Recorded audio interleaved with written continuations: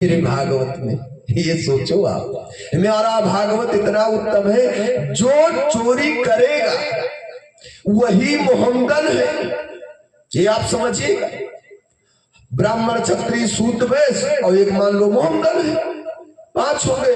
पांचों में जो बड़ा तो उसकी प्रवृत्ति बदल जाएगी, अधिक जो होंगे आधे से ज्यादा राजन 99 कन्वर्ट हो जाएंगे। जब कलयुग का अंतिम शरण आएगा ये सब मोहम्मदन हो जाएंगे। सृष्टि में केवल ब्राह्मण बचेगा, सिर्फ 1000 ब्राह्मण। 1000 वर्ष तक, 7000 वर्ष तक भगवान ने सबका वध कर देंगे डाकुओं का। राक्षस दैत्य दानव ये किसके नाम से विख्यात हो गए कलयुग में? दानों के, डाकुओं के नाम से। भगवान मेरे सबका वध करेंगे। इसी में एक बात है जो हमने कहा है, रसिक भगवत दीर्घदयी अस खींच के मुख म्यान, की रस खान था मेरा। रस खान ऐसा चस्का लगा मेरे गोविंद का।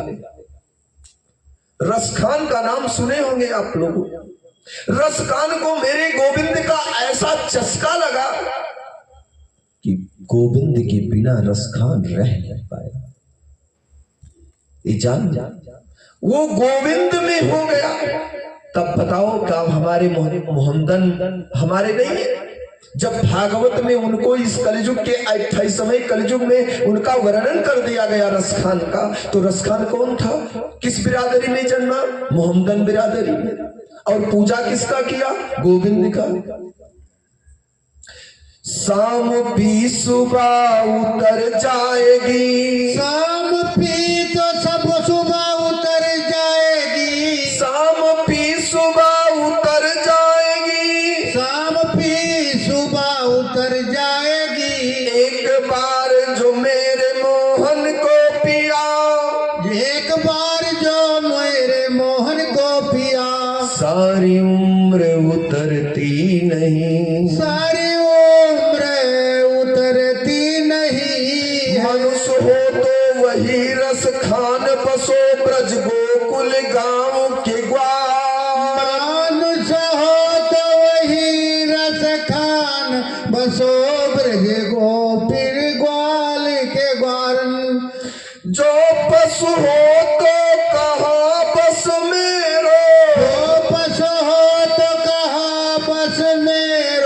चरो नित्यानंद की ध्यान मझारन, चरो नित्यानंद के धेनु मझारन। हे राजन, अगर मनुष्य भी हो तो कहाँ हो?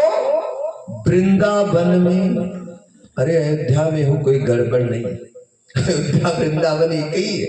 लेकिन अयोध्या वृंदावन काशी मथुरा अगर ये छूट गया तब उनके लिए विपत्ति है, उनको आकर बसना पड़ेगा।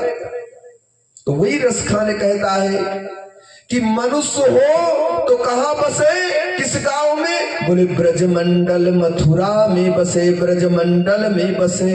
अगर हे भगवान मुझे किसी चूक से कीड़ा मकोड़ा पशु, यहां तो डायरेक्ट पशु कह दिया, और पशु में मान लो सब हो गया, पशु भी बने तो कहां बने? नंद गांव ब्रजमंडल का, कि वहां भी चरे, यमुना के किनारे ब्रजमंडल में चरे। क्यों? क्योंकि वहां ने गोविंद ने गैया को चराई है, उस भूमि पर खेला है। बोली बाल कृष्ण लाल की जय। अनन्य ममता विष्णु ममता प्रेम संगता, भवासयु संद्रात्मा बुद्धि प्रेमा निगदते। राजा, कल की भगवान का अगर अवतार आप नहीं सुनेंगे तो इधर तो ये लीलाएं बहुत है। बहुत हिसाब से हम सुनाकर भागवत को आज पूर्णाहुति करनी है। भागवत 7 ही दिन का होता, भागवत 8 दिन का होता, भागवत 9, 10, 11, 12, 2 महीने की भागवत है। 7 दिन की भागवत मोक्ष और मुक्ति दिलाती है। 8वें दिन अंतिम पारायण कर कर अगर हवन किया गया तो वो व्यक्ति अकाल मृत्यु से बचता है। ऐश्वर्य धन की आवश्यकता हो तो 9 दिन की भागवत सुनी जाए, पुत्र की आवश्यकता हो तो 10 दिन की भागवत सुनी जाए। ऐसे मनोरथ के अलग अलग नियम के अलग अलग भागवत के दिन का पारायण है।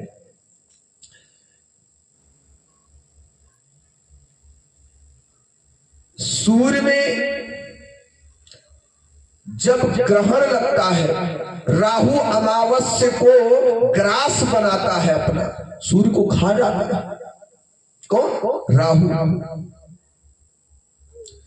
तो जब जहां जहां वो छूता है, राहु जहां सूर्य भगवान को छू लेता है, हाथ छुआ, पैर छुआ, कमर छू लिया, सीना छू लिया, जहां जहां उसके हाथ भगवान सूर्य को दौड़ता है पकड़ने के लिए, भगवान सूर्य भागते हैं और दौड़ दौड़ कर पकड़ता है तो सूर्य भगवान अपने वो अंग काट कर फेंक देते हैं।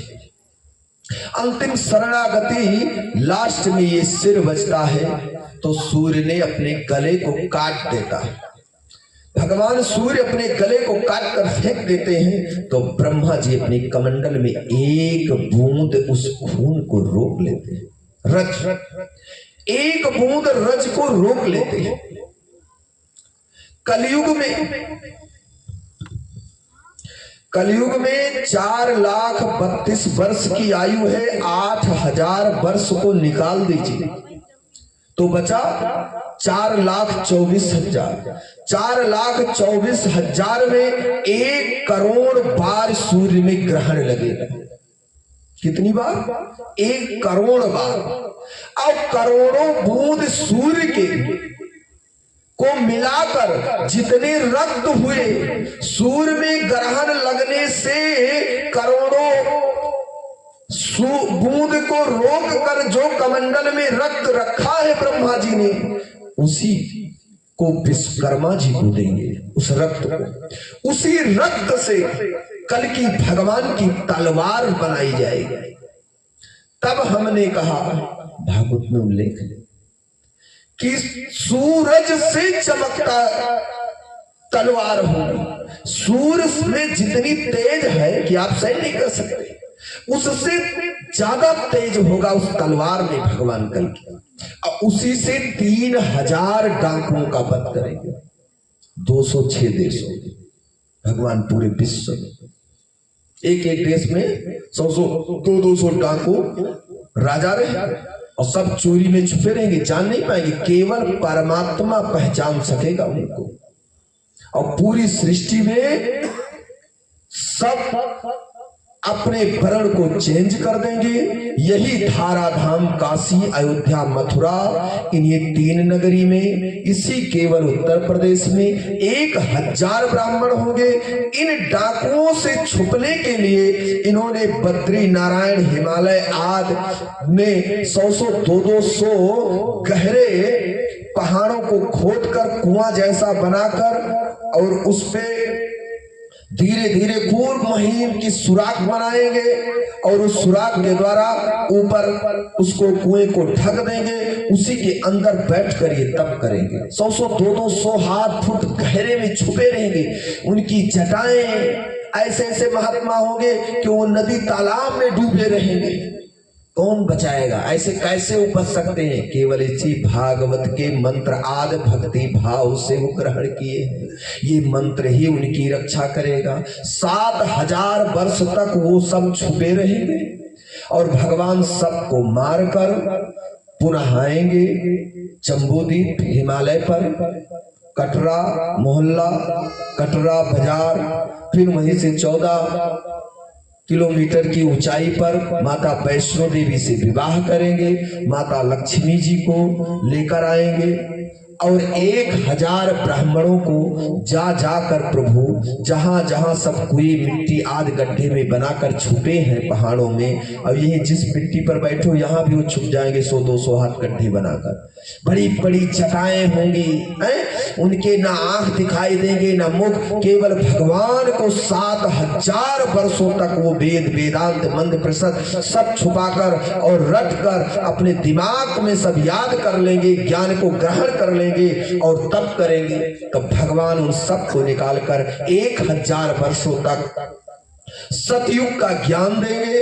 वेद, वेदांत, मंत्र, परिषद, ये 18 पुराण सब भगवान पढ़ाएंगे कि कहीं ब्राह्मणों को त्रुटि ना रह जाए। 1,000